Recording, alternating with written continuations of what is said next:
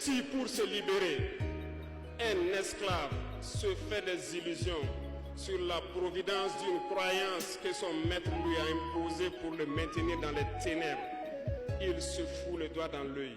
Il restera à jamais aveugle dans les ténèbres et ne verra jamais le jour.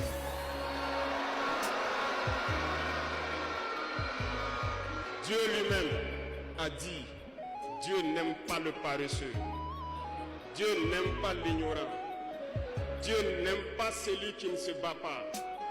Car dit-on, aide-toi et le ciel t'aidera.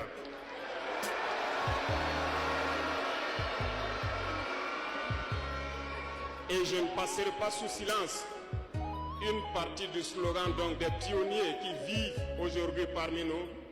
Oser lutter, savoir vaincre.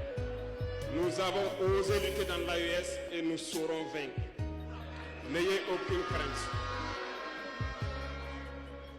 La veille citoyenne que vous avez engagée, c'est un message à toute l'Afrique. Et le Burkina Faso est solidaire et soutient tous les peuples d'Afrique qui souffrent le martyre. Mais nous voulons aussi dire qu'il est temps que les Africains arrêtent de s'apitoyer sur leur sort, de se morfondre, de se lamenter. Il faut lutter.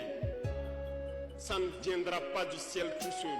Il faut lutter d'abord et Dieu va vous aider. Et le Burkina Faso est prêt à aider tous les peuples qui vont mener cette lutte.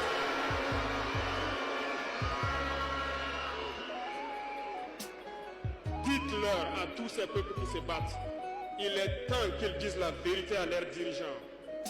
Au Burkina Faso, lorsqu'il s'est agi pour nous de contribuer donc pour que le FDS soit équipé, les députés n'ont plus de salaire aujourd'hui.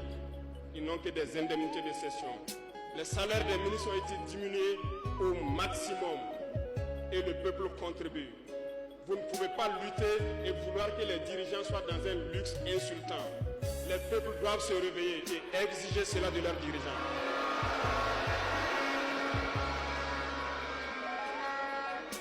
Et pour terminer, je lance donc un appel à tous les peuples de l'AES, à travers vous, pour qu'ils restent unis et solidaires. Toute souffrance a une fin. La lutte que nous avons engagée est dure, mais il faut rester la tête sur les épaules, parce que l'arme fatale de l'impérialisme reste la manipulation à travers la communication. Sachez reconnaître les valeurs locaux.